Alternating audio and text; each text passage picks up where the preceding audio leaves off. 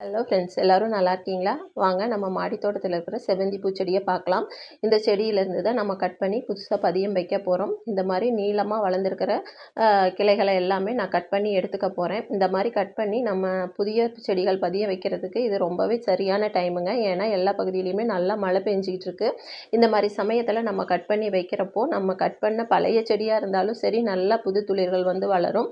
நம்ம நட்டு வைக்கக்கூடிய புதிய பதிய செடியாக இருந்தாலும் சீக்கிரமாக நமக்கு வேர் பிடிச்சி வளர்ந்து வந்துடும். நான் பாருங்கள், இந்த பாட்டி மிக்ஸ் ரெடி பண்ணி வச்சுருக்கேன். இதில் தான் நான் புதிய செடிகள், அதாவது கட் பண்ண செடிகள் எல்லாம் நட்டு வைக்க போகிறேன். பாருங்கள், இந்த மாதிரி கட் பண்ணிட்டு வந்துட்டேன். இதில் கீழ்ப்பகுதியில் இருக்கக்கூடிய லீவ்ஸ் எல்லாம் உருவி எடுத்துட போகிறேன். அப்படி உருவி எடுத்ததுக்கப்புறம் இந்த மாதிரி 2 கணு பகுதியாவது மினிமம் நம்ம மண்ணுக்குள்ளே போகிற மாதிரி பார்த்துக்கணும். அப்படி பார்க்குறப்போ தான் நமக்கு அந்த கணு பகுதியிலேருந்து தான் வேர்கள் உருவாகும். அந்த 2 கணு பகுதி மண்ணுக்குள்ளே போயிடணுங்க. அதுக்கப்புறம் நம்ம மண்ணை நல்லா அணைச்சி விட்டுறலாம். இதே மாதிரி நான் கட் பண்ணிட்டு வந்த செடிகள் எல்லாமே நட்டு வச்சுட்டேன் பாருங்கள்.